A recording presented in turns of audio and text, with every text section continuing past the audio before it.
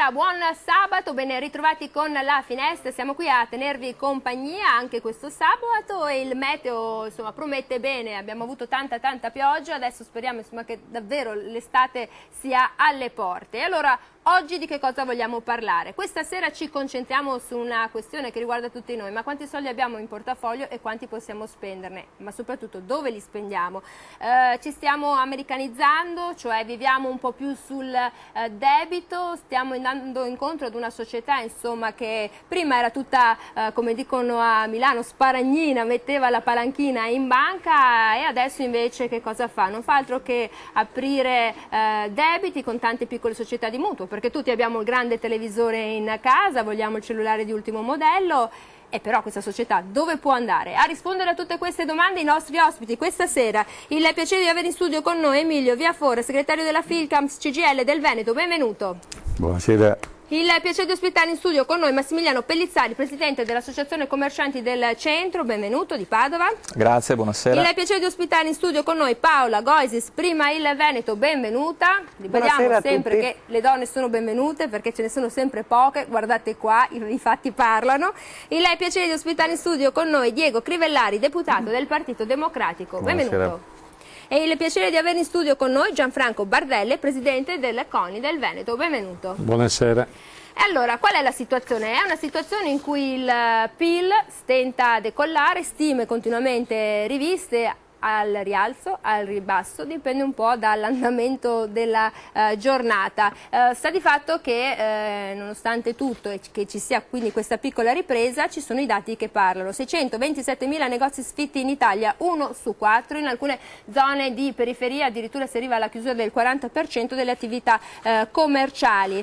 Sono sparite, pensate l'anno scorso, 30 imprese commerciali al giorno e qui le problematiche sono tante. Allora, a qualcuno che tutti i giorni tira su la saracinesca, entra in negozio e aspetta i suoi clienti. Pellizzari. Lei ha fatto la descrizione di ciò che avviene tutti i giorni, non solo ovviamente nel nostro territorio ma in tutto il paese. Si vive ovviamente in un periodo veramente difficile dove, lo voglio ricordare, le partite IVA dovrebbero essere incentivate, dovrebbero essere agevolate.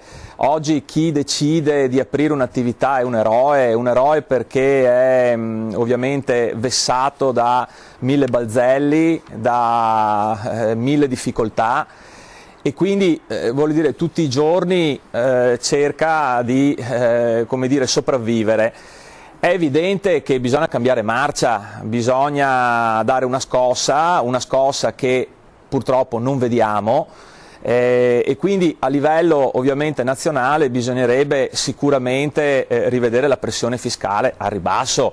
Voglio ricordare che anche il nostro paese... IVA, no? Anche qualche punto di IVA, invece di aumentarlo pressione fiscale, cioè abbiamo l'IVA al 22%, abbiamo una pressione fiscale che ovviamente messa tutta insieme arriva a rasentare la follia perché siamo attorno al 70% di imposizione fiscale, cioè noi dobbiamo renderci conto che in questo modo non riusciremo mai a fare impresa e lo stiamo verificando, lo stiamo vedendo andando ovviamente in giro per le aziende, cioè si fa fatica, non dico ad investire, ma si fa fatica a pagare le ricevute bancarie, si fa fatica a pagare l'affitto, si fa fatica a pagare i dipendenti e non vediamo, anche se qualcuno tende a propinarcelo, a farcelo credere, non vediamo una concreta, una reale ripresa, ma soprattutto ciò che ci spaventa è che non vediamo nemmeno le misure diciamo, idonee a far sì che l'economia appunto possa riprendere. Tante promesse, ma qui effettivamente se la pressione fiscale, ribadisco, è a livelli diciamo inaccettabili, perché sono inaccettabili, sono a livelli di rapina, non ci sarà mai la possibilità di fare imprese in maniera serena e quindi non ci sarà mai la possibilità per il nostro Paese di svilupparsi come dovrebbe farlo. E allora la propensione al risparmio degli italiani è stimata ad 8,3% sui punti percentuali della propensione al risparmio e questo è un dato importante. Dal 2007 al 2014 il potere d'acquisto degli italiani è diminuito di 12 punti. Per poter recuperare e ritornare ai bei tempi ci vorranno, secondo le stime anche della CGIA di Mestre, 15 anni, perché la contrazione dei consumi ha eroso ben 80 miliardi di euro. E allora tutti questi negozi aperti a qualunque ora del giorno, licenze su licenze che vengono concesse, 1000 parrucchieri sulla stessa strada, 1000 estetiste piuttosto che panettieri. E allora via fora, è stata una soluzione dire pompiamo il commercio, siamo in crisi, l'Europa ci dice che dobbiamo fare molti sacrifici e Monti cosa ha detto? Ma sì, apriamo tutto a qualunque ora del giorno, facciamo e seguiamo un po' il modello americano. Sarà che troppi ministri del suo governo avevano studiato negli Stati Uniti? Ma no, tra l'altro è un modello che è in crisi anche negli Stati Uniti. Cioè noi arriviamo in ritardo, diciamo, rispetto a un modello organizzativo dei servizi e del commercio quando già era superato. Ma che è il fenomeno che è la combinazione di tanti fenomeni però, che chiamano in causa sia le politiche nazionali che quelle regionali e quelle locali. Mi spiego meglio. Com'è possibile immaginare che una proliferazione di centri commerciali, come dire, senza nessuna disciplina organica, in una fase di contrazione dei consumi possa determinare una crescita? Com'è possibile immaginare che un allungamento smodato, compreso le domeniche, i sabati, le notti, perché adesso Primo si maggio, teorizza, Pasqua, Pasquetta, sì, vabbè, Stefano, si Natale. teorizza anche l'H24, no? Le aperture notturne, che aumentano naturalmente i costi di gestione, perché devi mantenere aperto, eccetera. Nel mentre diminuisce che cosa? Il consumo dei cittadini, che non è solo un dato reale, è anche un dato psicologico, perché è cambiata.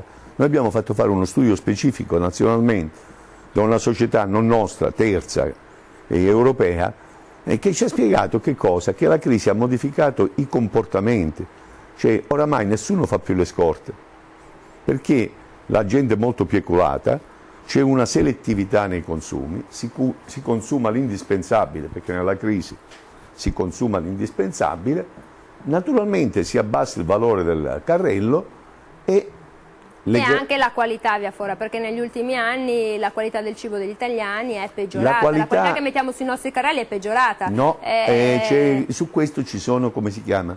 C'è una bella differenziazione che è determinata da questo. Abbiamo una polarizzazione. Naturalmente sui consumi di base, quelli standard, penso alla pasta, penso a robe di questo genere. Naturalmente io vado, o alcuni generi, crescono per esempio tutti quanti i discount. Va bene. Quando ho bisogno di avere... che c'è stato via fuori un'apertura di 1000 discount in più negli ultimi 6 anni, in Italia in totale sono circa 4500. Infatti la più grande azienda che tira è Lidl, che riesce ad avere... dire tutte le marche, poi non mi mette in difficoltà che poi anch'io sono sottoposta all'ordine che poi viene a bacchettare. Vabbè, insomma, no, facevo un ragionamento soltanto di tipo, lo sanno benissimo perché ci incontriamo permanentemente con le associazioni. Naturalmente chi invece ha bisogno di un prodotto più, come dire, accompagnato, più sofisticato, naturalmente va dal piccolo esercizio. Guardi che anche le grandi catene nazionali sono in crisi nell'ipermercato, mentre mantengono solo grazie ai piccoli negozi di quadratura limitata e al vecchio supermercato, perché le persone oramai vanno anche rassicurate.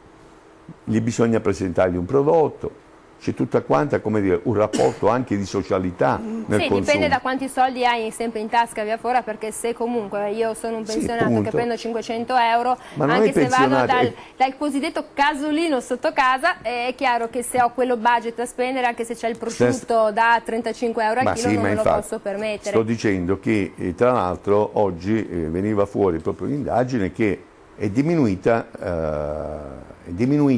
il salario delle persone, le disponibilità economiche delle persone. Diminuisce sempre di più e naturalmente questo non si traduce. Poi c'è un altro dato che bisogna considerare. In economia molto conta la propensione delle persone a guardare con fiducia al futuro.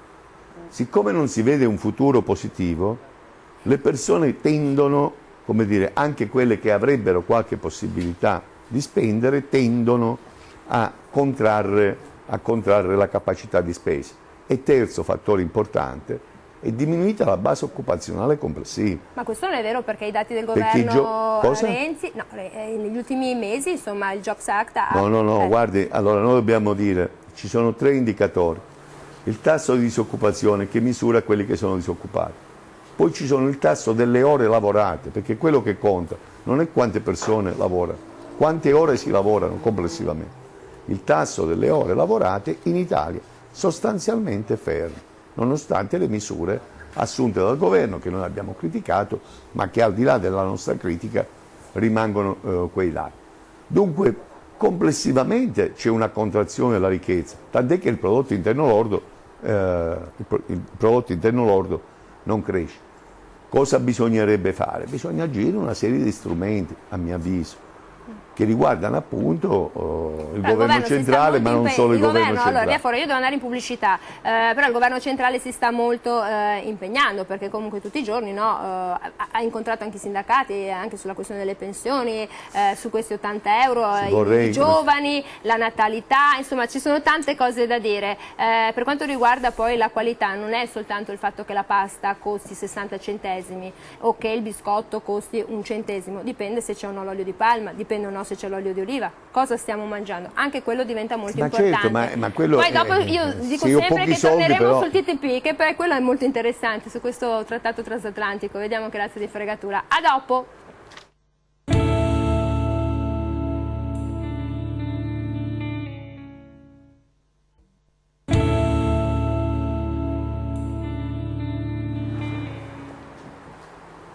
Eccoci qui ancora con la finestra. Allora, prima della pubblicità ci stavamo chiedendo che cosa fa il governo Crivellari. Lei, deputato del Partito Democratico, sa esattamente che cosa sta succedendo al governo e quali sono le azioni e le manovre che state mettendo in campo, perché voi tra il Senato e la Camera dei Deputati sono tutti i giorni, siete lì concentrati. Allora, la natalità, ho sentito la Beatrice Lorenzin in una trasmissione, diceva diventerà un elemento fondante di questo governo. Gli 80 euro, l'incremento per l'acquisto dei pannolini piuttosto che dell'altro, e i soldi ai giovani, insomma sta spendendo molto questo governo. Ce li abbiamo i soldi? Ce li abbiamo? Allora, ce li abbiamo. Credo che dobbiamo partire, ecco, almeno riconoscendo al governo il tentativo di aver tentato di rilanciare i consumi e gli investimenti con tante norme di cui si è discusso, anche, che sono state anche criticate, dagli 80 euro alla decontribuzione per i nuovi assunti, insomma. Uno sforzo credo che ancora non ci fa vedere un'uscita complessiva dalla crisi, ma non possiamo ricordare, forse lo ricordavi anche tu, che siamo stati dentro una crisi che dal 2008 ad oggi ha cambiato i paradigmi, ha cambiato anche il modo di essere del capitalismo, del sistema in cui stiamo inseriti. Quindi credo che da questo punto di vista noi abbiamo qualche dato macroeconomico, tu citavi il PIL, queste cose qua, che segna quantomeno una prima inversione di tendenza positiva rispetto all'apocalissi che si è vissuta negli ultimi anni. Certo è che non possiamo dimenticare che questa crisi ha distrutto parte consistente della ricchezza di questo Paese. Oggi quindi per certi versi siamo ancora a metà del guado, insomma.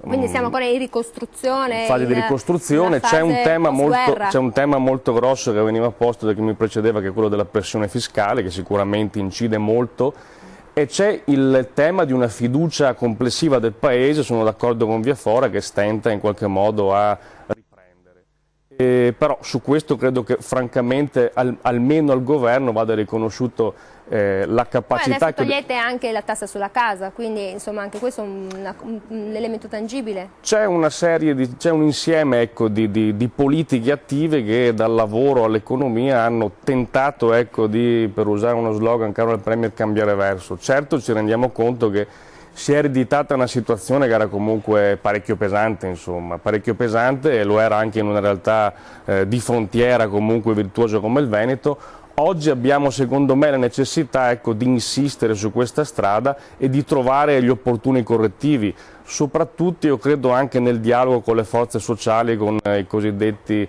corpi intermedi, che forse è stato uno degli errori, ecco, che si sono fatti in questi ultimi 2 anni. Recuperare un dialogo sociale che ci aiuti anche ad avere un clima più positivo, complessivo nel Paese, e tornare su quella strada che ci ha visto tentare di sostenere per l'appunto il consumo e gli investimenti. Qualcuno direbbe ricetta keynesiana vecchio stile, oppure politiche troppo confuse, non lo so, insomma, comunque credo che vada dato atto di questo sforzo grosso per traguardare una crisi molto pesante e che certo oggi deve vederci ancora di più impegnati, perché ci rendiamo conto che tanto resta ancora da fare. Però Crivellari, allora, sono passati 2 anni e mezzo, non nascondiamoci dietro appunto a così.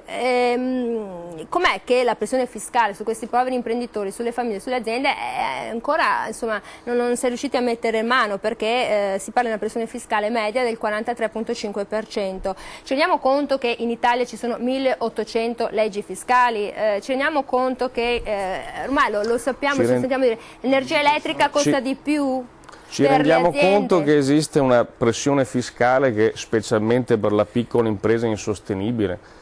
Anch'io ho letto studi della CNA, di altri soggetti o del sindacato che parlavano per l'appunto di 65 al punto del 70%, che francamente credo nemmeno in Svezia, con servizi ben diversi, poi vengono raggiunte. C'è poi anche il tema che veniva posto della semplificazione necessaria. Abbiamo sicuramente troppe norme e spesso scritte male, ecco. C'è però anche questa una esigenza portata avanti, annunciata anche da Renzi nei giorni scorsi, finalmente di mettere al centro dell'agenda anche la questione del fisco. E credo che ci si arriverà anche su questo, insomma. Non tutto si può fare nel giro di 2 anni, ma insomma c'è consapevolezza che questo è un tema nodale per poter Comunque la cosa superare... importante è poter parlare, concertare con i soggetti e sì, io credo, l'ho detto, loro mi sembra che non si siano sentiti l'ho molto detto, c'è stato un eccesso, per usare il gergo, di disintermediazione. Oggi occorre recuperare un dialogo con le forze sociali. Siamo stati un po' sbruffoni?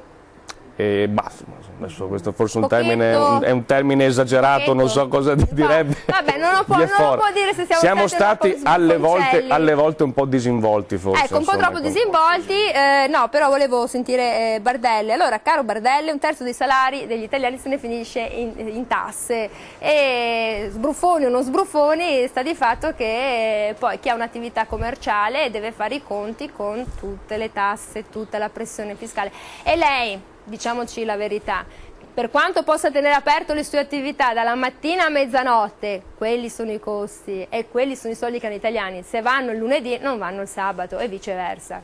Ma io farei un distinguo. Io vivo vicino a un centro commerciale e lo vedo sempre strapieno, vedo anche inaugurazioni di centri commerciali medi che vengono inaugurati ogni mese nella nostra città. Però con tempo, se uno va nel centro di Padova o va nel centro di Roma, io vengo da Roma, vedi un negozio aperto e uno chiuso. Voglio dire che si è fatta poca attenzione al commercio, si è penalizzato, io approvo in pieno quello che è stato detto prima dal Presidente dei commercianti, che si è penalizzato il piccolo commercio con una tassazione altissima, affitti altissimi.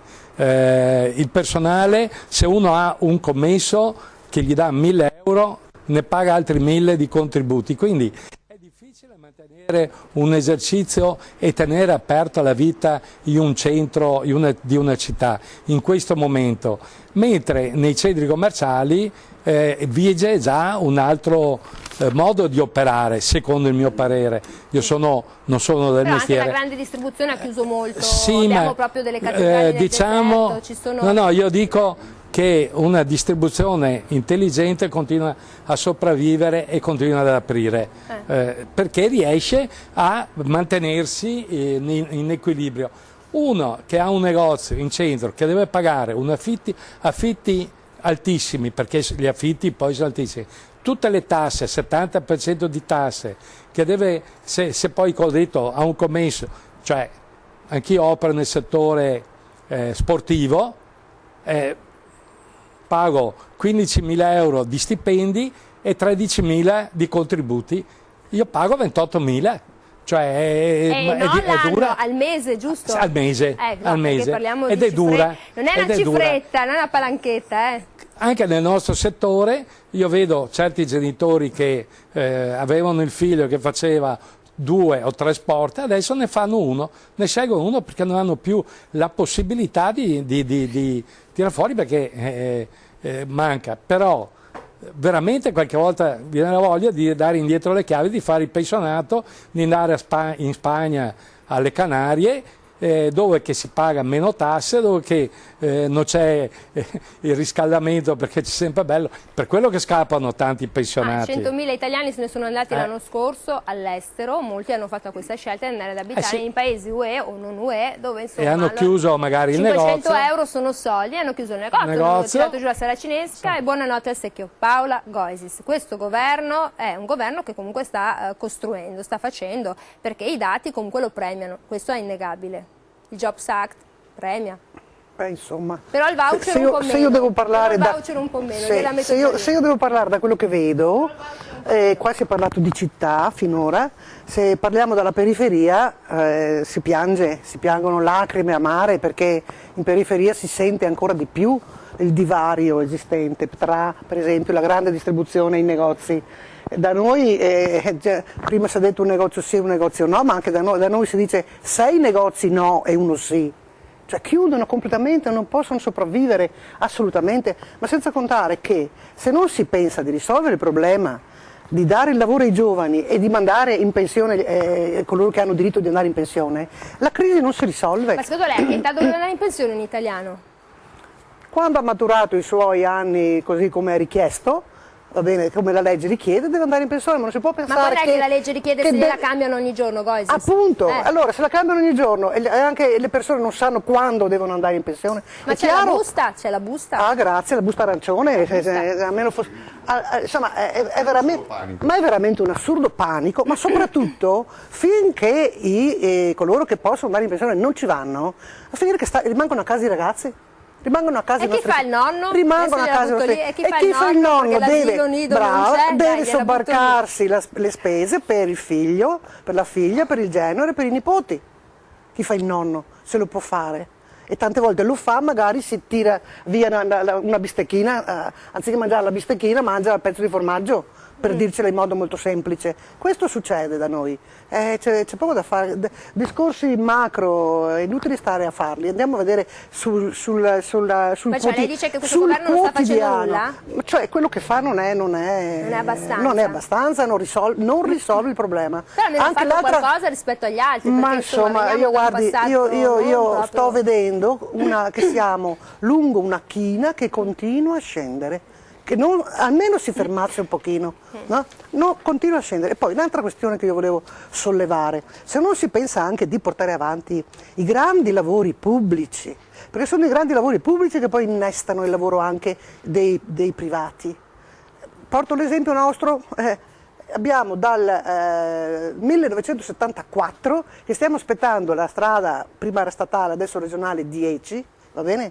Dopo quanti anni? 42 anni, se conto bene, siamo ancora là che l'aspettiamo, non c'è. Allora, se si facesse sta benedetta strada regionale si aprirebbero confini ben più. Bisogna bussare alla porta di Zaia, mi suggerisce qua. È vero, devo dirlo alle regionali. Vabbè, lei proprio con Zaia non ci va proprio d'accordo. Allora gli ha servito un assist. No, io voglio solo dire, gli ha tirato una sarda, d'accordo o non d'accordo, diciamo solo che dopo 40 anni forse la nostra zona ha diritto di avere quei 35 milioni che 2 mesi prima delle elezioni erano stati inseriti nel bilancio e 2 mesi dopo sono stati tolti. Insomma, dai, studiamo 3 anni, forse ritornano, perché a volte ritornano. No, 3 anni, forse altri 70 anni, non so io. Vabbè, comunque, insomma, noi torniamo invece dopo la pubblicità, ma non sarebbe stato intelligente mandare la busta arancione a 5 anni dal termine del tuo lavoro, quando sapevi veramente quanti contributi avevi versato, anche a 2 anni dalla fine, cioè ti dicevano hai fatturato 38 anni, te ne mancano 4. Boh, non so, sarebbe stato forse un po' meglio. E intanto sono state spese i soldi. Torniamo dopo la pubblicità, senza busta arancione. A dopo.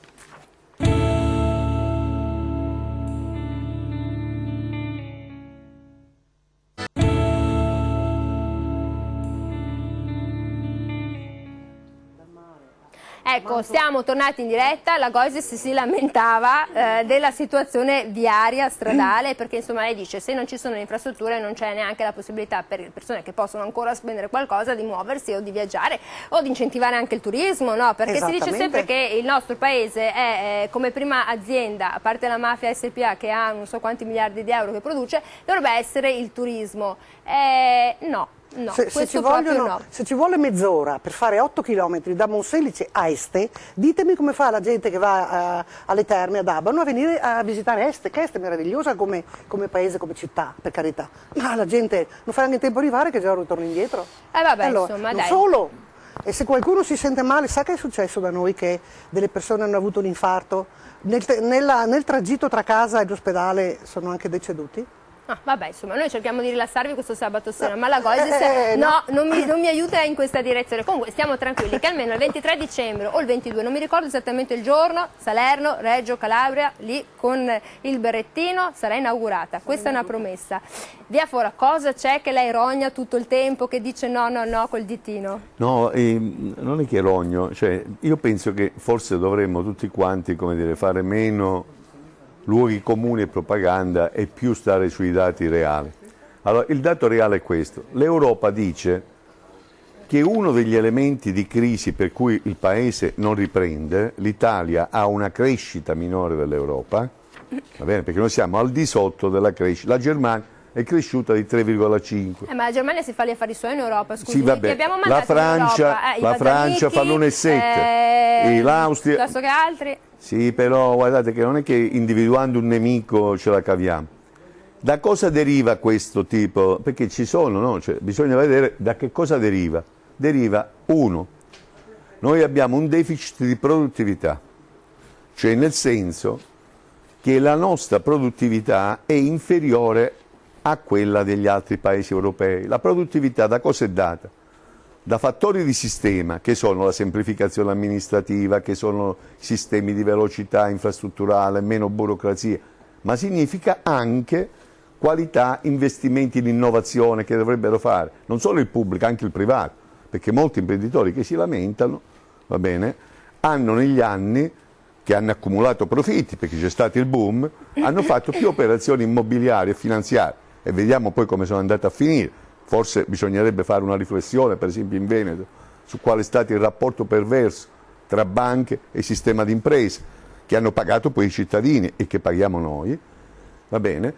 Ci sono fattori, come si chiama, macro, determinati da fenomeni legislativi, organizzativi e fenomeni di scarsa investimento in innovazione. Secondo, ci viene detto in maniera seria, semplice, che se noi continuiamo a tassare e se le uniche risorse entrano dal lavoro, intendendo per lavoro tutto il ciclo, va bene, e invece non facciamo operazioni sulle ricchezze a partire da quelle fortemente, come dire, più sostanziose, che sono i patrimoni immobiliari, non la casetta del singolo che lo pigliamo in giro, no, i patrimoni immobiliari.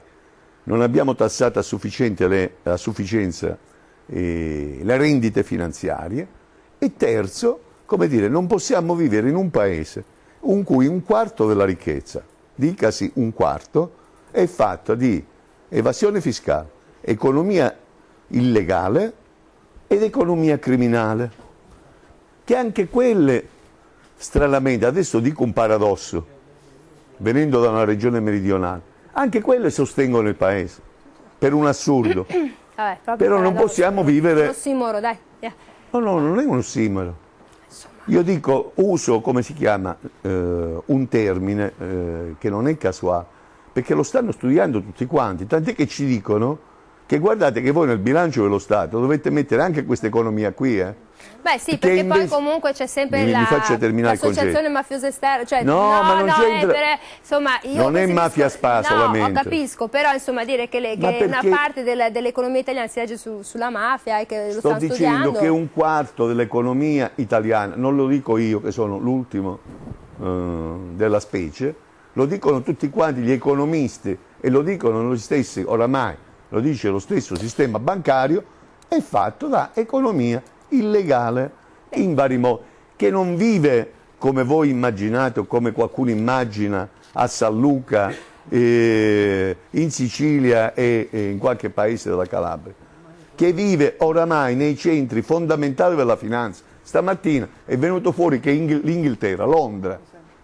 va bene, Londra, che fa tante lezioni all'Italia, gli dicono gli economisti: guardate che il vostro sistema finanziario si regge moltissimo su tutta quanta una pratica che oramai è diventata mondiale di lavaggio e di utilizzo di lavoro, di denaro, che viene da attività assolutamente illecite. Questo qui distrugge l'economia.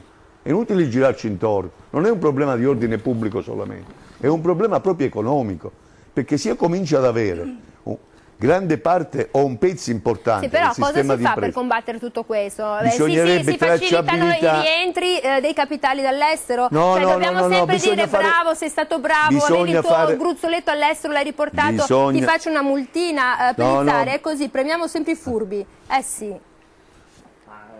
La situazione è abbastanza complessa e articolata, sicuramente, voglio dire, ha ragione via fora, cioè nel momento in cui abbiamo ovviamente delle attività illecite, criminali, anche quelle vanno a penalizzare il sistema Italia, questo è innegabile. Perché? Perché portano via il lavoro alle persone oneste, quindi voglio dire, insomma è quasi un'ovvietà, ma è anche giusto specificarla.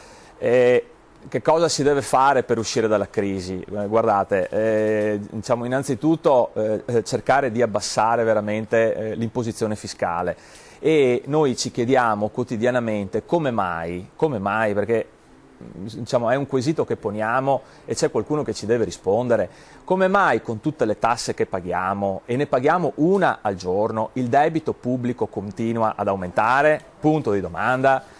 Quindi è inaccettabile questa cosa, e io veramente chiedo ai governanti che si mettano una mano sulla coscienza, cioè o cerchiamo di ridimensionare la spesa pubblica, e per ridimensionamento della spesa pubblica intendo cercare di colpire gli sprechi, perché non è possibile, ecco, per esempio la spesa sanitaria, non è possibile che una siringa in Veneto costi 10 centesimi e una siringa in un'altra regione del sud costi €1. Non è possibile. Quindi cioè, questi sprechi devono essere eliminati, altrimenti noi continueremo a pagare, e il fatto di pagare diciamo cifre appunto inenarrabili non ci consente di investire sulle nostre attività.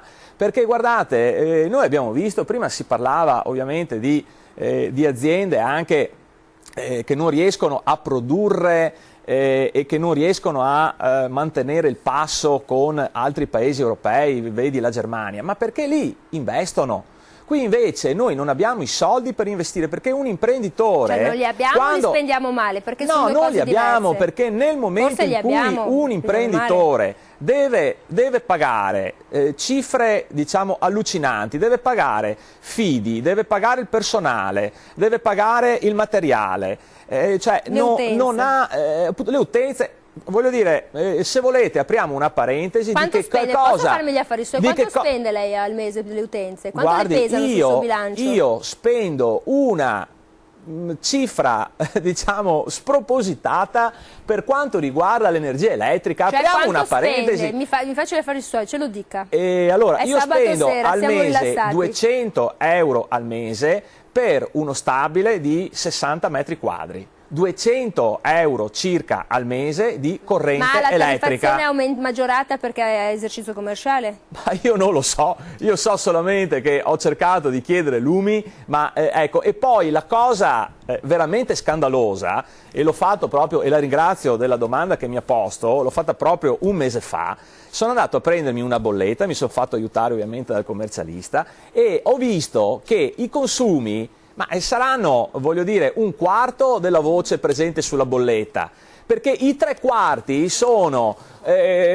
cifre e voci che non c'entrano niente con i consumi che un poro Cristo fa durante, voglio dire, l'anno solare, perché ci sono, voglio dire, ci sono spese del gestore, spese di qua, spese di là, cioè, quindi... A debito consumi futuri. Con questo voglio dire... C'è una sentenza che dice che è illegittima la tassa, Sui l'IVA consumi che si futuri. paga Sui sulla consumi. tassa. Dunque, come Poi volevo tassa anche su tassa. fare, ecco, volevo fare anche così, diciamo, un piccolo inciso sulle liberalizzazioni che sono state così tanto decantate, ma le liberalizzazioni hanno distrutto l'equilibrio, diciamo, economico e commerciale del nostro paese, perché è da pazzi pensare che tenendo aperto H24, che continuando a costruire centri commerciali, che come è stato detto prima sono in crisi anche negli Stati Uniti, voglio dire, si crea che cosa? Si crea occupazione, si crea solamente fumo negli occhi, cioè noi dobbiamo ritornare ad un'economia sana, ad un'economia regolata, ad un'economia che faccia veramente crescere il paese, altrimenti continueremo ancora a lamentarci e non usciremo mai Ma lei dalla non ha visto crisi. nessun cambiamento? Sì, in peggio. Vabbè, lei è sempre così pessimista. Allora io devo andare in pubblicità e mi piacerebbe quando torniamo parlare della questione voucher, perché lì il governo ci sta mettendo una mano, perché insomma se si fa una cavolata si cerca poi di correggerla, insomma, però è una cosa positiva dire ho sbagliato, perché insomma quando mai ti è capitato che qualcuno dica in politica ho sbagliato? Torniamo a dopo.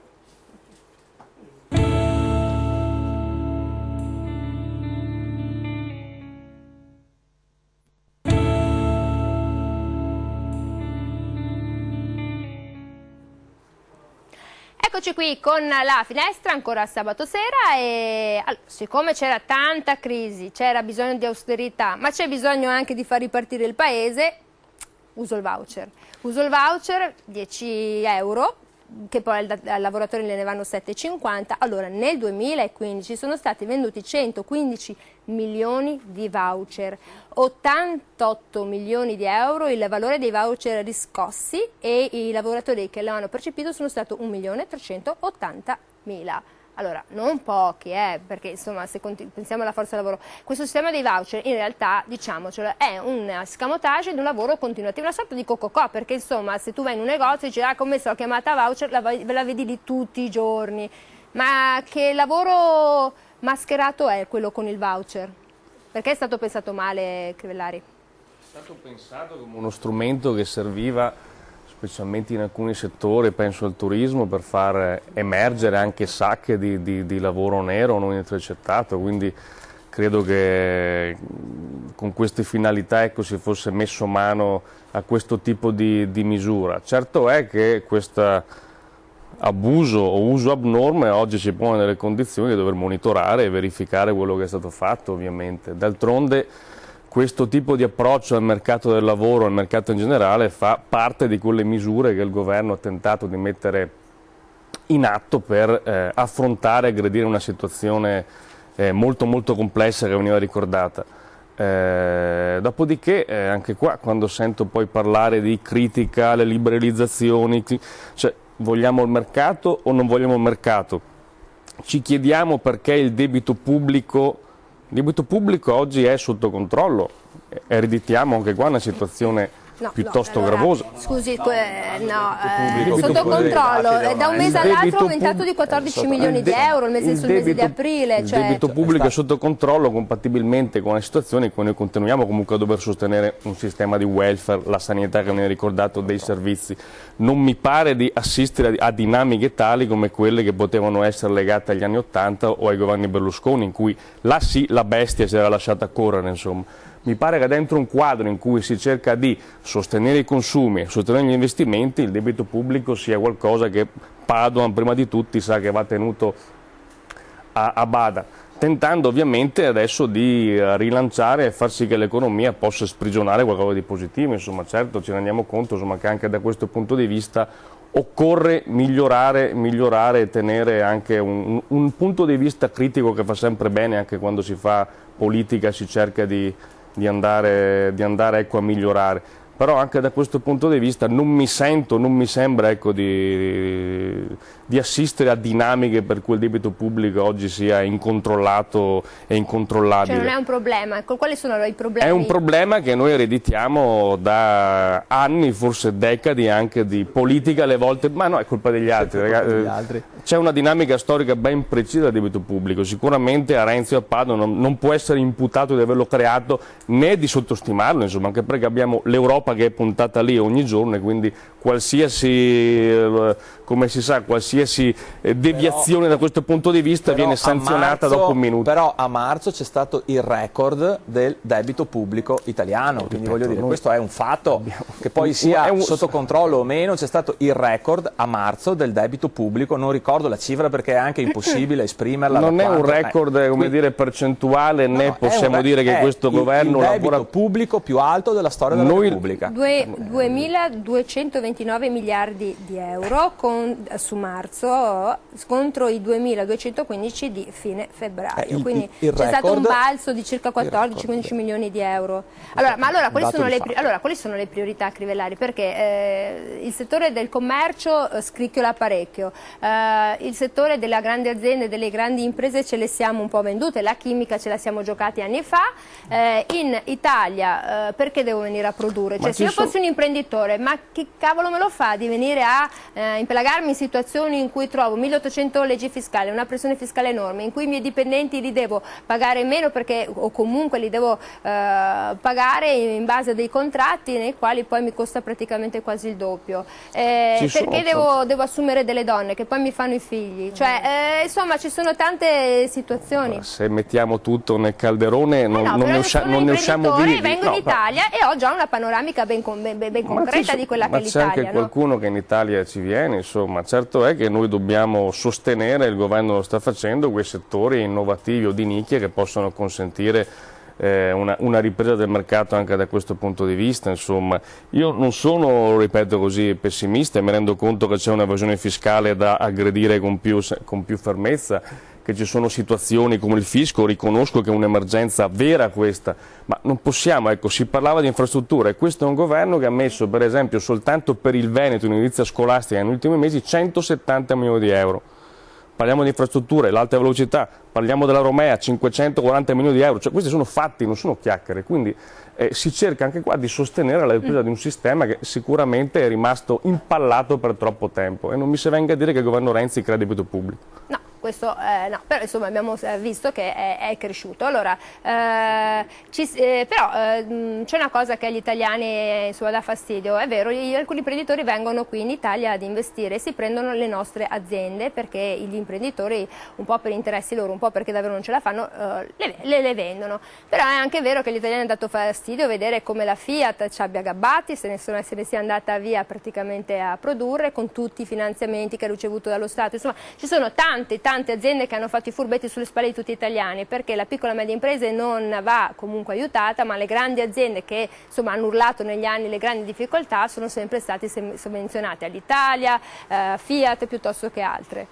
Allora, chi se la sente di rispondermi a queste cose? Accenno una cosa, perché errori ne sono stati fatti qua anche in passato, non voglio nemmeno rimangarli. Però non possiamo non renderci conto che viviamo nell'epoca di un mercato globale, cioè, quindi anche quando se parliamo di Fiat Chrysler o vicende di questo tipo dobbiamo renderci conto che il sistema oggi non regge lungo i confini di quello che si chiamava o si chiama tuttora lo Stato-nazione, ma è qualcosa di ben più complesso in cui i capitali si muovono lungo linee. Le merci, capitali. I paesi hanno politiche industriali, hanno asset che non cedono. Qualcuno cioè, non parlo dei paesi orientali, parlo dei paesi europei. Qualcuno ha fatto politiche industriali o politiche pubbliche, come si direbbe, più incisive, anche questo in passato, senza richiamare o scomodare come sempre la Germania. No. L'Italia mi pare che negli ultimi almeno 2 anni si sia reso conto che servono politiche attive anche su questo fronte. Insomma, qual è il problema dell'Italia? L'assenza totale di programmazione. nessuno ha fatto programmazione. Poi comunque che ci sia un governo di centrodestra e di centrosinistra, ricordiamoci che pende la cara mamma Europa sulla nostra testa, che ci dà delle tabelle di marcia da qui al 2020, da qui al 2025, direttive e controdirettive, e quindi qui si impone. Mi fa piacere che lei abbia detto che non possiamo pensare di essere così limitati ai nostri confini, e allora per quanto riguarda il fatto di poter esportare le nostre merci va bene, o comunque alcune direttive le dobbiamo accettare, poi però gli altri si contraggono quando si parla di migranti, quando si parla di altre situazioni. Bardelle? Bisogna contrattare questo. Bisogna contrattare, però siamo sempre chini sul fatturato, non è vero, diciamola no. così. Non Oltre che di parlare di vecchi governi, anni indietro, eccetera, però fare anche un attimo di riflessione. È stata fatta un'Europa legata all'euro. Non è stata fatta una programmazione fin dall'inizio economica a cui dovessero tutti quanti i paesi confrontarsi, ma si è lasciato ampia libertà che ogni paese gestisse la sua economia come voleva, e l'Italia l'ha fatto come era abituata prima, per cui per 10-15 anni eccetera. Nel frattempo la Germania ha avuto l'aiuto della Polonia, ha avuto un sacco che noi abbiamo finanziato e aiutato. Quando è stato il momento di mettere le regole, la Germania stava molto bene, la Polonia stava bene, la Francia stava bene, l'Italia si è trovata col cerino in mano. Parliamoci molto chiaramente, è un'Europa che ha lasciato, che non ha fatto regole economiche, ha messo l'euro, sì, e ognuno se l'è preso, però regole economiche fin dall'inizio, che ogni nazione che partecipava all'Europa doveva comportarsi alla stessa maniera, non le ha messe, ma le ha lasciato libertà. E su questo noi siamo stati i soliti che Sono hanno stati detto... gabbati, le piace questo Sì, termine? noi siamo sempre i soliti, diciamo, beh, tanto c'è qualcuno che ci aiuta. Qualche santo, perché ci sarà insomma la ci Germania, appelliamo a qualche santo. E invece ci siamo accorti adesso che siamo col cerino in mano. E qualcuno con ci le sta tasse passando più la alte, TNT, la dinamite, non ce ne accorgiamo. tasse no? più alte di Coyote. tutte le nazioni europee, perché abbiamo le tasse più alte di tutte le nazioni. Disoccupazione, i nostri giovani che sono per strada e che vanno all'estero per sopravvivere, e i pensionati vanno via dall'Italia, vanno in Bulgaria. Lei le piace tanto l'idea di andarsene? La vedo io perché tutta la sono sera uno che di me lo quelli dice. che vuole star qui per sperare che un'Italia rinasca, perché io credo ancora che che l'Italia può rinascere, però ci vuole un po' più da parte dei governi, del governo e dei governi. Bardelle, in Renzi ci crede?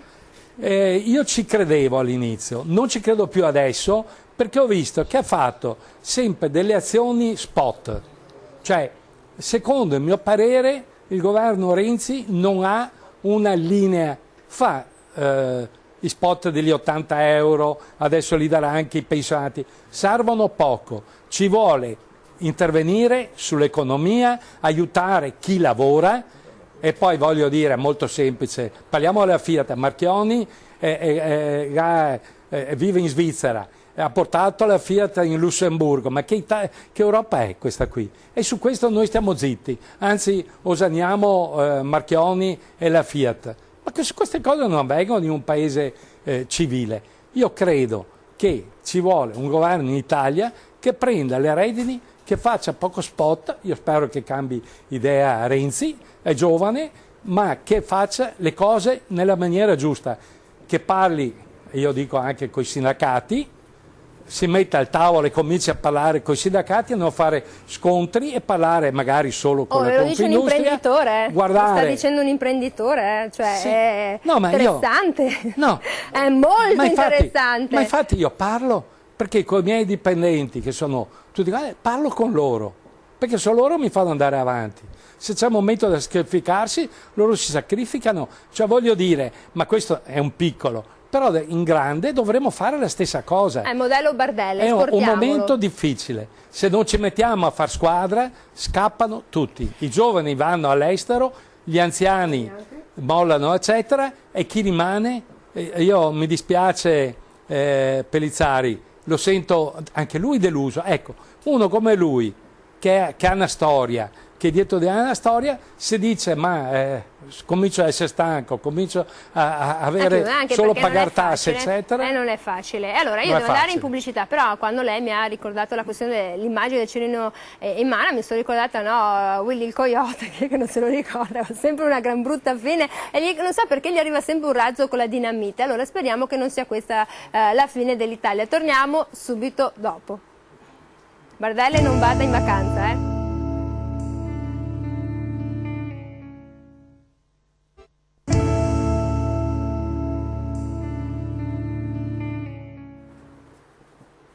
Eccoci qui nuovamente in diretta. Bardella è rimasto qui, non è andato in Bulgaria, non è andato dove voleva andare, in quale isolette rimanga, dai che si sta bene in Italia, alla fine ci lamentiamo, però sì. insomma un paesaggio come questo dove lo trova e si mangia bene finché non arriva il TTP.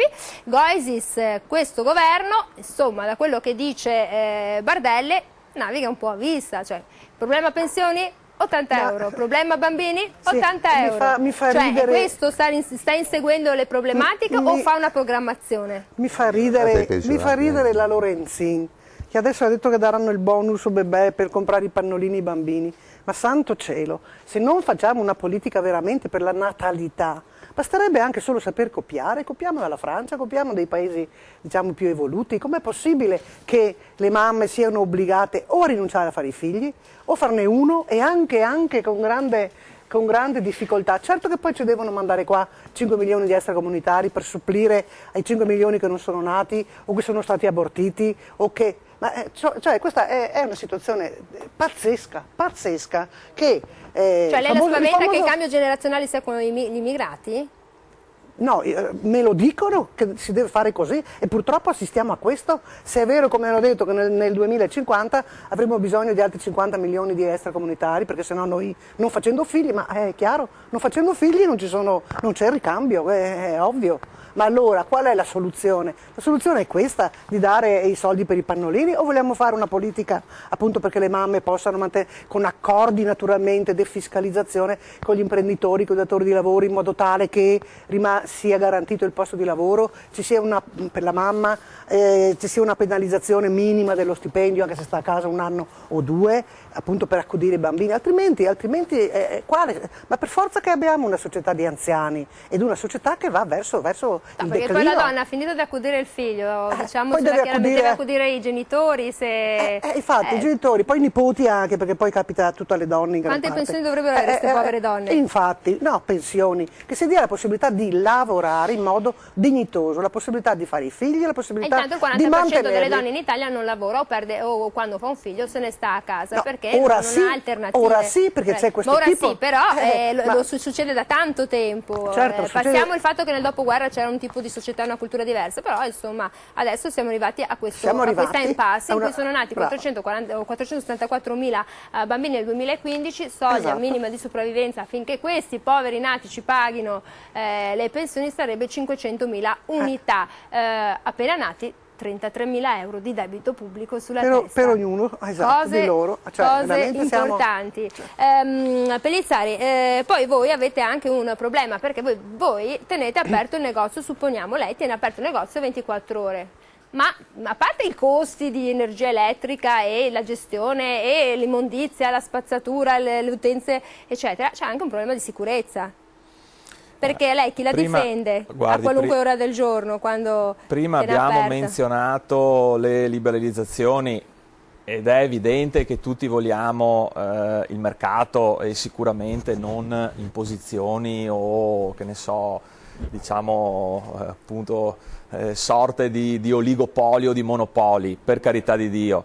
Le liberalizzazioni però alla Monti, quelli che hanno liberalizzato tutto, licenze, orari, eccetera, hanno veramente distrutto, come ho detto prima, il tessuto economico, commerciale e anche sociale, perché vede, voglio dire, noi ci illudiamo e crediamo, e questi sono dei ragionamenti che vengono fatti da coloro che non sanno neanche di che cosa parlano, perché i burocrati, i funzionari, chi ovviamente è, chi a volte siede diciamo nelle camere deputate per come dire, porre in essere queste misure e non sa neanche di che cosa parla. Cioè, noi veramente ci illudiamo che tenendo aperto 7 giorni su 7 veramente vuol dire, ci possa essere un tornaconto per l'impresa, ma assolutamente no. E lo dico perché con la nostra associazione ACC, Associazione Commercianti del Centro, abbiamo fatto un sondaggio. Noi abbiamo circa 1 migliaio di iscritti e negozi di calzature, negozi di abbigliamento, negozi di alimentari, negozi di accessori, eccetera. Beh, la ristorazione è già diversa, ma anche quella entra, diciamo, in buona sostanza in quel filone. Cioè, che cosa ci siamo accorti? Ci siamo accorti che se noi teniamo aperto la domenica, sicuramente lavoriamo, ma poi cosa succede? Il lunedì e il martedì non c'entra nessuno, perché siccome nel portafogli ci sono solamente 50 euro, dico, da spendere, 80. ok? 80 euro da spendere, o vengono spesi la domenica, o vengono spesi il lunedì, o vengono spesi il martedì o il mercoledì. E questo cosa succede? Succede che paradossalmente l'imprenditore ha un calo di guadagno. Perché? Perché ovviamente va ad aumentare i costi di gestione, i costi ovviamente dell'energia elettrica, i costi del personale. Quindi sono veramente delle misure poste in essere da chi di commercio e di impresa non capisce un bel niente.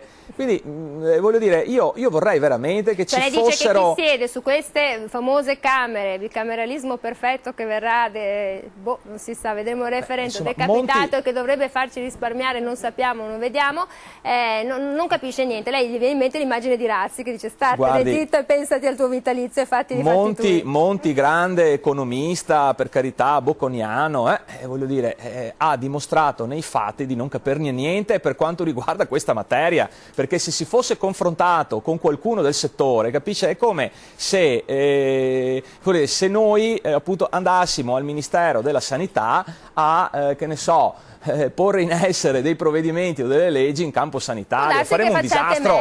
No, facciamo un disastro perché non sappiamo neanche perché insomma, che cosa se uno è sia bravo un a flebo. fare la propria economia domestica, non è che tutti quanti i ministri sappiano tutto, c'hanno fior di tecnici, non scordiamocelo. Ecco, qui hanno sbagliato, come alla si grande. dice al sud, guardo via fuori che nessuno nasce imparato, cioè, scusi, e mi permetta proprio, diciamo, un ultimo inciso. No, ma io lo volevo sapere, lei ha paura di stare in negozio quando scusi, non ho toccato la questione sociale, perché è deleterio il messaggio che stiamo dando alle famiglie. Le famiglie dove ci sono il papà e la mamma che lavorano tutti i santi giorni, la domenica, diciamo, dovrebbero andare veramente, mettersi un paio di scarpe da tennis e andare a fare una passeggiata sull'argine, sui colli, con i figli, con la bicicletta. Cioè, voglio dire, dobbiamo consumare anche il 7° giorno, dove è sempre stato il giorno in cui, voglio dire... Anche Dio si è riposato. Anche Dio si è riposato. Comunque, no, non ho paura. Non ha paura, perché non ho paura stare in perché negozio anche fino a mezzanotte. Allora, le fornisco dei dati. Oggi il questore ha fornito... Padova, ci guarda in tante regioni. Esatto, il questore di Padova ha fornito dei dati che per noi, voglio dire, sono significativi. Ha detto in maniera molto chiara che i reati a Padova sono diminuiti del 14%, spaccate fortunatamente e frazioni di negozi sono solamente un triste ricordo, perché voglio menzionare che 3 anni fa eravamo veramente, cioè c'era un'effrazione, una sera sì, purtroppo una sera anche. Oggi fortunatamente è da un po' che non succedono queste cose. Il problema è sempre capire su questi dati se le frazioni, le spaccate, insomma il piccolo borseggio è diminuito su dati che erano impennati, e allora è una diminuzione lieve, o se sono diminuiti su dati reali. Ho risposto alla sua domanda. Questo bisogna sempre poi capirlo. Allora, via fuori, è chiaro, la coperta è corta e la gente fa economia domestica, investe e mette i soldini in pessime banche, che poi si spera arrivi questo salvagente dall'alto. Insomma, dove ti giri c'è una fregatura. No, guardi, io penso, adesso per andare proprio in maniera sintetica, allora, abbiamo parlato di voucher. I voucher non erano nati per il turismo, erano nati per i piccoli lavori domestici e per i piccoli lavori in agricoltura, rivolti essenzialmente agli ultra cinquantenni, ai giovani.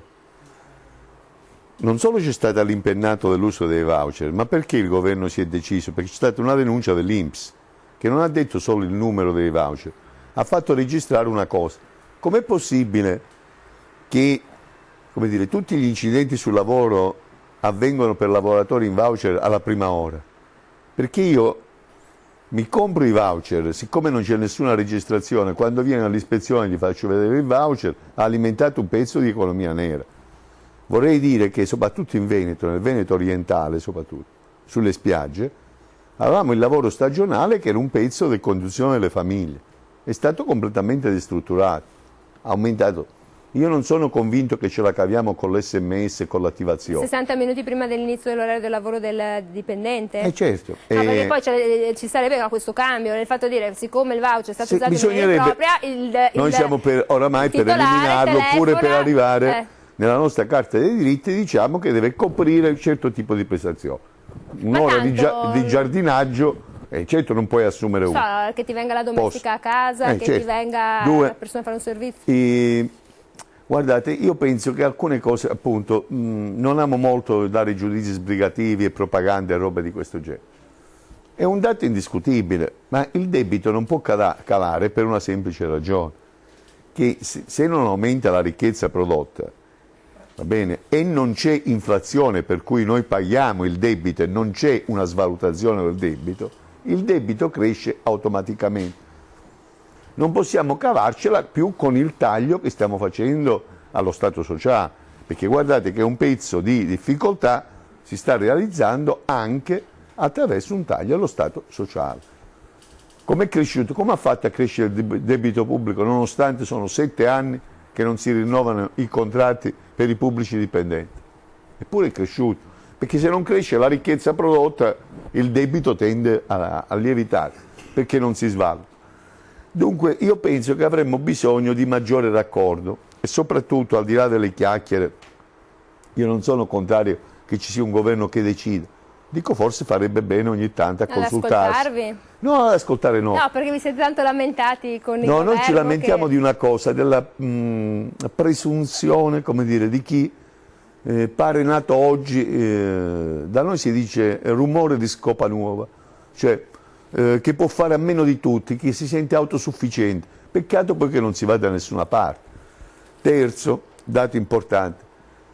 Guardate, noi dobbiamo guardare all'Europa come un'occasione, siccome si fa molto riferimento, no? Quello ci dà la matita, quello ci dà la penna. Noi siamo un paese molto approssimativo, nessuno sa perché sono stati fatti i parametri e perché questi parametri sono così stupidi, come diceva Prodi.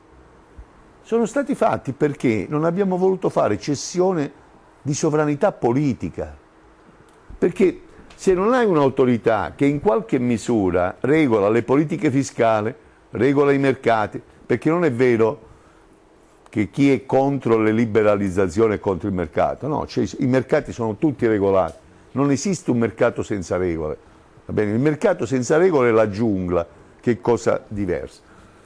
Questo ha determinato che cosa? Che i paesi come il nostro, che arrivavano più deboli a quell'appuntamento, non hanno retto la sfida della, che cosa? Della modernizzazione, che non è fatta di parole e non è fatta di una tantum, io devo andare è fatta di politiche perché poi serie. sennò anche noi qui se deve mangiare anche noi che siamo qui. E la pubblicità allora, è uno degli elementi noi andiamo in pubblicità e poi torniamo su questa questione dell'Europa. Siamo arrivati impreparati, chissà come mai chi ci governava non ci ha informati o noi insomma, abbiamo votato gente che non era informata, è un po' da vedere. A dopo.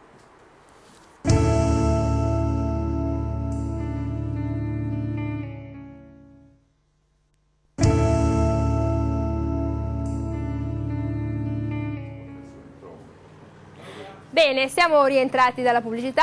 Buonanotte, perché avremo superato ormai quella soglia oraria. Non dormite davanti al divano perché fra un po' iniziano le cose pesanti, no, l'artiglieria pesante. Goisis, l'Europa, dice Via Fora, è una grande opportunità. Per lei è una grande... No, io non dico mai parolacce, ma me ne vengono in mente. Cioè, come è possibile, va bene, che noi, che siamo la patria del diritto, che abbiamo la storia, che abbiamo... siamo soggetti, va bene, a chi viene a dirci quanto lunghe devono essere le vongole. Ma anche le sottovesti, che si può girare, c'è una direttiva che dice potete girare in Europa in sottoveste, questa mi ha andata a leggere perché è interessante. Voglio dire, significa veramente farci prendere in giro, ma noi della nostra penisola, voglio dire, possiamo accettare una cosa del genere. Poi è anche vero che magari chi va in Europa forse non ha tutte un po', tutte le carte in regola. Io dico anche un po' il partito che lei insomma, ha lasciato o viceversa, insomma, ci ha mandato dei personaggi che pulivano, scusate il termine che lo dico, con il vetrilla, vagoni, roba, cioè. I parlamentari sono stati 0 volte al Parlamento europeo. 20.000 euro al 18, 20.000 euro al mese.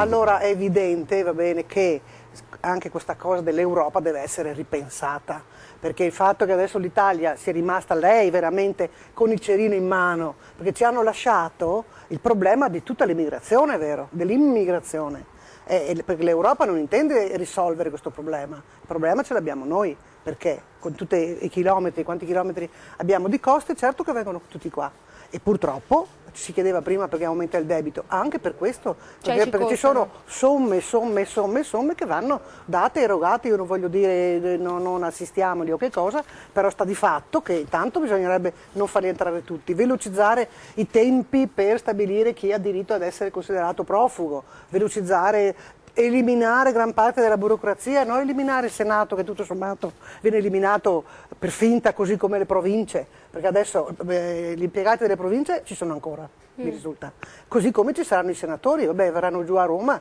dalla regione oppure dai comuni. Cambierà tutto, ma finora non ho visto cambiare nulla con le province, siccome poi io sono anche molto realista, a ottobre probabilmente si voterà no a sto referendum, perché altrimenti vuol dire veramente se si vuole rimanere in questo stato, volersi fare del male, questo sì. Ma allora si deve togliere il bicameralismo perfetto, posso anche essere d'accordo, ma togliamolo però, non facciamo finta. Questa è una finta, io vivrei bene senza i senatori, ulteriore presa, futuro. Una ulteriore presa in giro, perché che poi vengano giù, perché piano, cosa succede? Verranno giù i consiglieri regionali e i sindaci, i quali se devono lavorare al Senato non potranno lavorare né in regione né in comune. E allora cosa ci mettiamo, dei sostituti nel frattempo? E chiaramente se andavano male le cose prima, andranno male anche dopo. Quindi sono tutti tagli fittizi. Anzi, peggio, tagli fittizi, imbrogli, prese in giro della gente, è veramente una cosa da... Senta, ma ci costa di più l'immigrato o la mala gestione del paese? Perché l'immigrato ci costa un totale di 1 miliardo di euro all'anno, ma la mala gestione, gli sprechi del paese, la mala gestione, le tangenti, tutto questo... non mi vergogno di dire che ci costa di più la mala gestione del paese, non mi vergogno di dirlo. Anche una certa politica deviata, chiamiamola così. Ma la burocrazia, è possibile che un negoziante che vuole aprire un negozio debba aspettare quasi un anno a essere fortunato? Quando poi non c'è chi gli fa la voce grossa, non chiedendo magari la bustarella, ma facendogli la voce grossa, per cui l'altro capisce che forse è meglio. Vabbè, ma magari a volte da non si chiede la bustarella, ma magari, sai, se gli mandi a casa un po', qualche cassa di vino o qualcosa. Questo per dire, com'è la burocrazia, non è possibile, la riforma deve essere fatta da lì, bisogna fare veramente riforme reali che vadano a cambiare sto benedetto paese. Io sono molto sfiduciata, non cambierà mai. Non cambierà mai. È una cosa fuori moda invece. Cioè, che penso che l'Europa sia il futuro. Certo, non l'Europa dei parametri stupidi che venivano prima giustamente richiamati, un'Europa politica in cui ci si abitui, ci si disponga anche a una perdita di sovranità nazionale, insomma. Sì, ma allora che risolvono i problemi, non che li lasci tutti a noi. Un'Europa politica è un'Europa che dovrebbe risolvere i problemi, compresi quelli dell'immigrazione, insomma. Però è chiaro che serve, come dire, un surplus di responsabilità da parte di tutti i governi di tutti gli Stati. Un'Europa che è semplicemente un grande mercato, un luogo della finanza e della speculazione, non serve a nessuno e crea i danni che abbiamo visto. C'è un'inversione di tendenza, Crivellari, in questa Europa? Cioè la possiamo vedere, o questa libera circolazione di merci, libera circolazione di persone? No, perché ci sono l'Europa si sta facendo le sue frontiere, si sta chiudendo. Ma non è una parolaccia né l'Europa né la liberalizzazione, no? Perché anche qua si fa della confusione comunque, perché quando si parlava prima di liberalizzazione non è sinonimo di anarchia, è sinonimo di un mercato regolato, che è quello che spesso l'Europa ci ha obbligato o richiesto di fare. Il passaggio in più, e qua siamo di fronte a un appuntamento epocale che non è soltanto il nostro referendum di ottobre che c'entra poco con l'Europa magari, ma siamo di fronte al referendum della cosiddetta Brexit. Abbiamo la capacità di costruire un'Europa sostanzialmente federale, federata, in cui i problemi vengano gestiti e risolti insieme, in cui la Germania non spadroneggi ma ci consente anche come italiani di contare finalmente qualcosa. Chi ha seguito anche qua la politica estera del governo Renzi sa che in questi 2 anni, insomma, si è cercato quantomeno di non andare in Europa da turisti, ma di mettere un po' di pugni sul tavolo alle volte. Certo è, insomma, che non dipende soltanto dall'Italia, anche qua siamo di fronte a un crinale molto molto complicato, perché, lo ripeto, potrebbero esserci esiti imprevedibili anche da quel referendum che ricordavo della Gran Bretagna. Siamo qui a giugno, manca poco, insomma, anche con loro. Quello potrebbe essere veramente un appuntamento tanto storico. Tanto si sono tenuti la loro moneta, la loro situazione, che gliene frega, cioè non è che vedranno un crollo così netto. Poi però gli economisti, i grandi professori dicono ma vedrà che cosa succederà, accadrà. Gli effetti sono imprevedibili, imprevisti oggi, ma non... Sono imprevisti oggi, però come dicevo prima c'è un grandissimo problema. Qualunque governo, qualunque colore, nessuno ha fatto programmazione. Si è fatto un calcolo Bardelli di quanto paga lei di tasse? No. Di tasse, quante tasse paga in un giorno? Cosa le costa? Non lo so. Alza le mani al cielo, ormai non le conta neanche più. Sulla capisco. pensione pago delle buone tasse, sulla pensione. Sull'azienda, io dirigo il Columbus Thermal Pool di Abano, su 100.000 euro di guadagno l'anno scorso, 70.000 le abbiamo pagate di tasse, per cui i soci si sono divisi 30.000. Molto quindi, amaro. Però va bene, si aggiunge alla pensione. Quindi... È una passione come andare a pesca, dai. Ma sì, ma no, però voglio dire, però si riflette anche. Perché devo rimanere, cioè, ecco, come quello ho detto prima. Lei ci resterebbe in Europa? Sinceramente, guadagnare il 30% su quello che produci, su quello che hai di reddito, è un po' poco in Italia.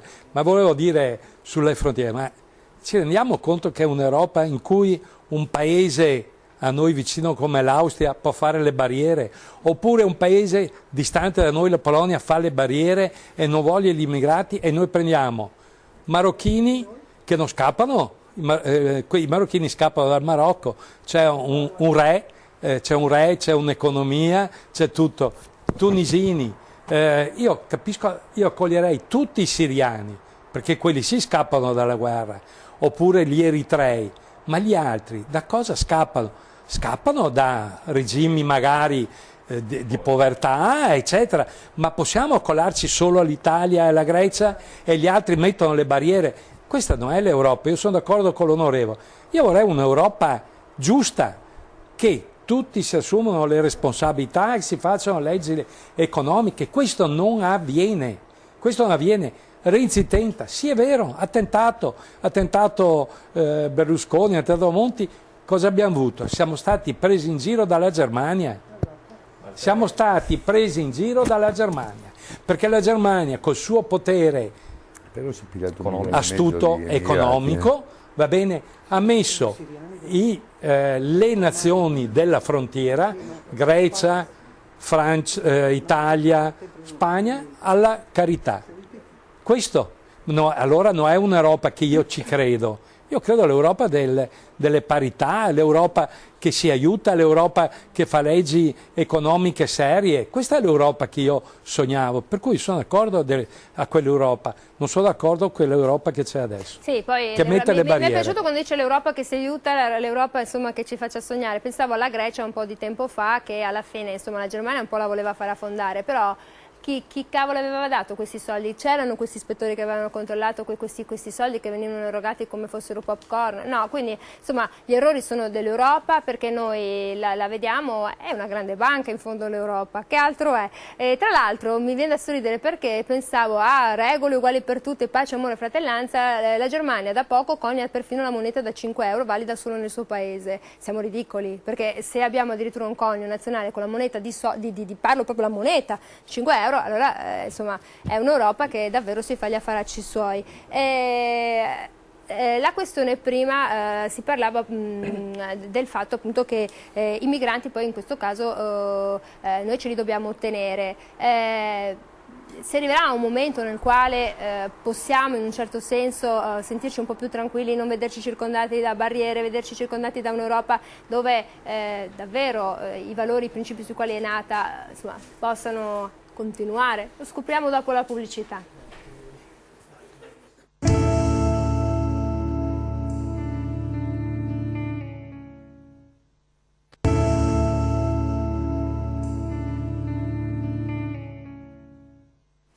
Eccoci qui nuovamente con La Finestra sabato sera e un'Europa che viaggia non a 2 velocità, a 5, 6, anche a 28 velocità, diciamocelo chiaramente. E in questa Europa che viaggia a tantissime velocità, a rimetterci le penne è quasi sempre l'Italia.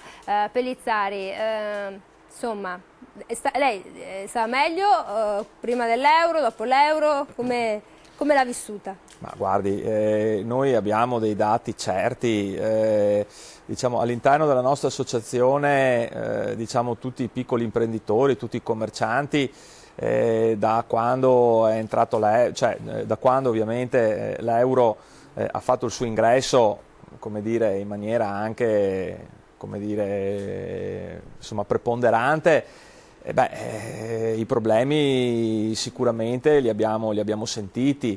E li abbiamo sentiti perché secondo noi non c'è stato un cambio equo, voglio dire, dobbiamo ancora capire come mai diciamo, un euro vale o doveva valere 1936,27 lire, cioè chi ha fatto questa conversione, chi ha fatto questo cambio, chi l'ha deciso, sulla base di quali parametri.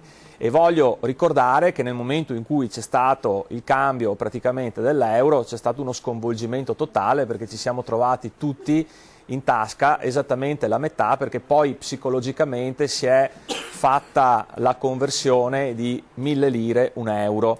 Quindi anche le buste paga, lo voglio dire perché effettivamente insomma, le buste paga e i lavoratori dipendenti sono un po' la nostra, sono i nostri clienti, la nostra fonte di reddito. È evidente che se le buste paga, ovviamente, se il valore reale della busta paga è stato dimezzato, noi abbiamo subito ovviamente le conseguenze. Vorrei anche però riallacciarmi a ciò che è stato detto poc'anzi per quanto riguarda l'immigrazione. Oggi noi abbiamo, diciamo, un'Europa che ci impone determinate regole, che ci impone di accogliere tutti indiscriminatamente, lo voglio sottolineare. Non viene fatta assolutamente una distinzione tra migranti economici e tra persone, poveri cristi, che scappano realmente dalla guerra. Questo lo sapremo probabilmente dopo 2 anni, o forse non lo sapremo mai. E che cosa succede?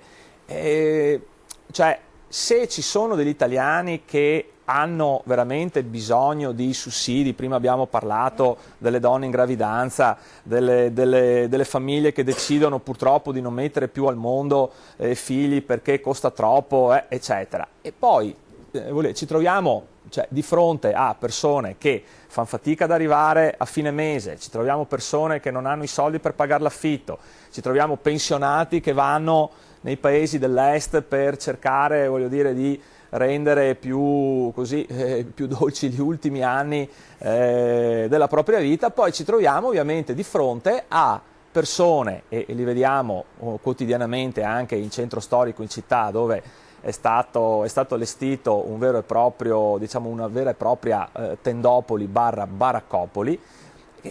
Insomma, queste persone le vediamo passeggiare a tutte le ore del giorno, vengono ovviamente, insomma, ciascun appunto immigrato costa alle casse dello Stato 35 euro al giorno, lo voglio ricordare. E questo io credo che sia veramente un danno enorme che noi facciamo e diciamo, soprattutto una grandissima ingiustizia che noi facciamo alla nostra popolazione, agli italiani che, come ho detto prima, sono in difficoltà.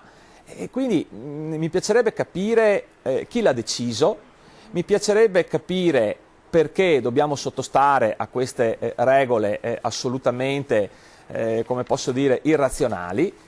E dobbiamo avere uno scatto d'orgoglio e dire no, noi siamo pronti, come giustamente diceva Bardelle, ad accogliere le persone che realmente scappano dalla guerra, ma non tutti scappano dalla guerra, perché fonti non della Lega o di Salvini, ma fonti del Ministero dell'Interno dicono che circa il 15% delle persone poi diciamo, avranno riconosciuto lo status di profugo. Che cosa significa? Che sostanzialmente 8 persone su 10 non hanno titolo per rimanere qui.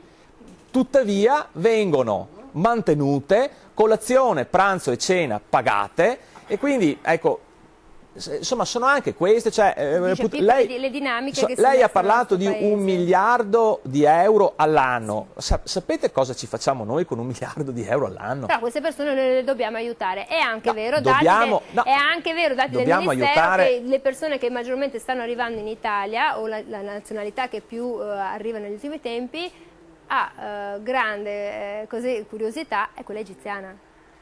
E allora noi abbiamo l'obbligo, ma non giuridico, morale prima che giuridico, di aiutare le persone che scappano dalla guerra, che vengono bombardate, che hanno gli aerei caccia che ovviamente sorvolano i cieli e sganciano le bombe anche sugli ospedali. Per carità di Dio, quelli braccia aperte, ma ecco, cioè, ribadisco, sui barconi vengono persone che non hanno titolo per rimanere in Europa, anche perché, guardate, voglio dire, cerchiamo con le risorse che spendiamo qui di aiutarli nei loro paesi, perché solamente se noi sviluppiamo i loro paesi cerchiamo di risolvere la questione. Noi ci siamo anche portati via tante materie prime, l'Africa è stata svenduta, ce l'ha in mano un po' la Cina, un po' le grandi aziende, è un po' anche così. La Germania ci sono poi tra l'altro delle dittature che si sono autoalimentate, quindi questa è un'altra questione. Siamo molto bravi, poi però a chi li vendiamo le armi, chi le compra, ci sono tanti giri che ci sono sotto. Poi dopo questa cara Europa che a me fa venire la mosca al naso, questa cara Europa fa gli accordi con la Turchia per poi avere tutti questi cavolo di visti o di averli insomma in maniera più facilitata, quando il figlio di Erdogan fa accordi e compra il petrolio ISIS piuttosto che altre insomma forme di economia piuttosto oscure. Ecco, mi scusi, quindi la soluzione sarebbe quella di, voglio dire, fare una trasmigrazione della popolazione africana e farla venire in Europa, cioè mi faccia capire, perché allora delle due l'una aiutare quelli che scappano veramente dalla guerra. Allora, gli americani cosa hanno fatto? Gli Stati Uniti d'America hanno detto io accolgo soltanto siriani laureati. No, è una battuta, però accoglie solo i siriani di un certo tipo, di una certa categoria. Siamo un po' a questi livelli, via fora. No, io penso una cosa, che sono tutti quanti problemi veri come quelli che dobbiamo affrontare. È difficile distinguere certo è facile distinguere tra il migrante che scappa dalla guerra e il migrante economico, però guardate che non si fermano i migranti economici, perché chi non ha, se l'aspettativa di vita in quei paesi è di 27, 28, 30 anni e tu vivi in condizioni di povertà, ma scusate, gli immigrati nostri dopo la guerra, va bene, non andavano in tutto il mondo e ci andavano in tutte le condizioni. Io ho avuto un'esperienza familiare, la sorella di mia madre, siccome non poteva immigrare legalmente negli Stati Uniti, perché la figlia di un partigiano, è andata, come dire, in una stiva di una nave, era una migrante economica, non era un'emigrante perché c'era la guerra o cosa c'era. Certo, noi dobbiamo affrontare l'emergenza, però dobbiamo cominciare ad avere, ma in questo senso dico, è necessaria una politica europea, perché per aiutare quei paesi è necessario almeno un patto tra i paesi europei, perché se continuiamo ogni Stato ad avere qualche interesse lì, ad appoggiare questo o allora ci sono alcuni che sono criminali e che noi però abbiamo buoni rapporti economici e vanno lasciati in pace. Se sono invece amici dei nostri nemici, allora bisogna farli decadere. Vanno aiutati i paesi. Io penso che in questo diventa un'opportunità, perché oramai l'Africa se la sta comprando la Cina. L'ha già comprata. Va bene, perché sta, come dire, facendo tutte quante le acquisizioni delle fonti più particolari. Noi abbiamo depredato ricchezza, perché insomma, cioè, le grandi sette sorelle sul petrolio, l'Eni sul gas, cioè non è che abbiamo fatto una politica di crescita di quei paesi, abbiamo fatto una politica che è stata essenzialmente di massimizzazione. Questo non vuol dire che adesso dobbiamo cospargerci la testa di Cenere. Si tratta di vedere, di far assumere all'Europa una politica unitaria verso quei paesi, perché noi siamo al centro di quella cosa lì, e siccome non li possiamo sparare, perché se io ho un barcone anche di migranti economici, va bene, che faccio? Li bombardo per farli, o li faccio entrare per poi riportarli? Poi vorrei dire un'altra cosa, ma non sto dicendo che bisogna cena tutti quanti, sì, però guardate che questa questione del pranzo, cena, colazione, vediamo anche con Ecco sì, Ticina che cosa posso però fuori perché... posso? Sì, però guardate, il pranzo, cena, colazione, eccetera, eccetera.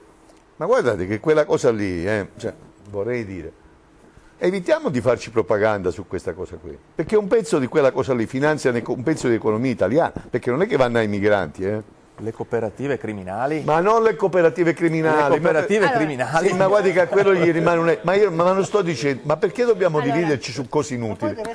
Ma qualcuno sta dicendo... l'Europa, sto dicendo, ma l'Europa siamo tutti. Che siamo noi. Perché noi siamo un avamposto di quella cosa lì. Sì, ma vabbè, scusatemi, ma fino a 7 mesi fa il Veneto discuteva che bisognava avere un rapporto privilegiato con l'Austria, che la Carinzia era il nostro modello, Carinzia è la Carinzia che mette, come si chiama, le barriere. Che modello è? Però meno tassazione, ma non perché non vuole gli immigrati, non vuole solo gli immigrati, non vuole anche un pezzo di italiani. Vogliamo contare gli imprenditori che si sono suicidati, nessuno si ricorda, sì, ma sto dicendo che continuano a suicidarsi. Ma che prendono con gli immigrati? Allora, chiamato in causa. Ma scusatemi, tutti gli imprenditori che sono stati truffati dalla Banca Popolare di Vicenza,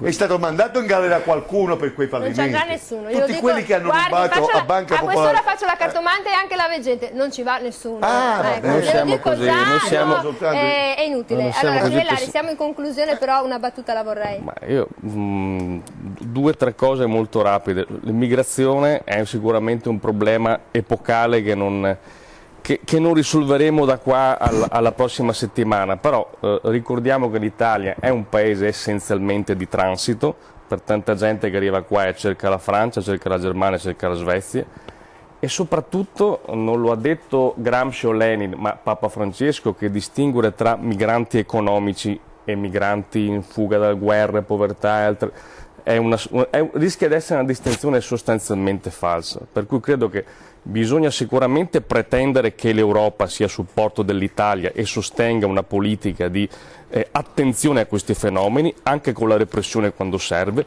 ma senza dimenticare che abbiamo a che fare con un problema epocale che riguarderà tutti noi europei per i prossimi anni.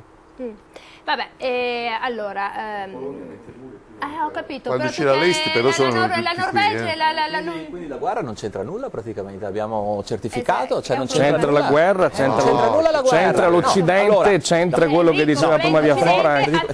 Cioè tu hai detto, c'è una luce accesa, tu hai appena detto che nei prossimi anni ci sarà una trasmigrazione, quindi allora è da un anno che noi ci stiamo pigliando in giro a dire ma perché vengono qua, perché c'è la guerra. Allora oggi abbiamo certificato che la guerra non c'entra niente, cioè che nei prossimi e non si può dire che i migranti facciano lavorare le cooperative criminali, perché esiste una cooperazione per fortuna onesta e seria, che è la stragrande maggioranza del sistema cooperativo in questo paese. Guarda che mafia capitale, non so se tutti si riflessono quello è un fenomeno. Ma mafia capitale hanno detto in maniera chiara, si fa più soldi con gli immigrati che non con lo spaccio di sostanze stupefacenti. Volevo fare una domanda all'onorevole, ma l'Italia col debito che ha, coi problemi che ha economici, può farsi carico da sola all'immigrazione? No. Da sola no. Allora, parliamoci chiaro. Dopodiché io voglio da parte degli altri paesi europei che dicano portiamo a casa, ma sa che in Olanda hanno accettato 250 immigranti, 250 all'Olanda, con cifre che sono arrivati solo oggi, 6.000 sono sbarcati in Sicilia, 6.000. L'Olanda dice ma io ne posso accogliere 250. Notizia poco nota, noi facciamo anche cooperazione internazionale, non solo nel Maghreb ma anche in Congo o nell'Africa, cosa che è poco nota. Ovviamente non possiamo stare da soli, su questo siamo d'accordo, su questo lo sottoscrivo perché di fatto perché abbiamo firmato Dublino 1, Dublino 2, andremo a firmare Dublino 3, che cosa contengono queste carte e questi documenti? A saperlo, io vi voglio lasciare con però un bel sogno, insomma, a un certo punto, che andrà bene, andrà male, non lo so, però magari seguiamo il consiglio di Bardelle, voglio rimanere in questo paese perché l'Italia è comunque un posto meraviglioso, fatto di gente stupenda e che dire, torniamo sabato prossimo. Allora io ringrazio Emilio Viafora, segretario della Filcams CGIL del Veneto, sciopero che è riuscito. Riuscito, sì, molto. Ecco, Massimiliano Pellizzari, presidente dell'Associazione Commercianti del Centro di Padova, grazie per la sua partecipazione, grazie a Paola Goisis, prima il Veneto, però dopo dovremmo mettere anche Friuli Venezia Giulia e Trentino Alto Adige, anche se non condivido molto le regioni a statuto speciale, e grazie a Diego Crivellari, deputato del Partito Democratico. Buonasera a tutti. Che però può contare sui fatti, nel senso che può contare sui dati, e qui chiude la bocca. E grazie a Gianfranco Bardelli, presidente del CONI del Veneto, per essere stato in nostra compagnia. Io la voglio rivedere prossimamente, voglio sincerarmi che lei non se ne vada, perché a fare il pensionato d'oro in qualche paese che non è il nostro. Rimanga. Mi piace troppo l'Italia. Poi diciamocela fra me e lei, con l'acqua termale che abbiamo qua. Ecco, ma chi ce lo fa fare? Arrivederci, buonanotte a tutti.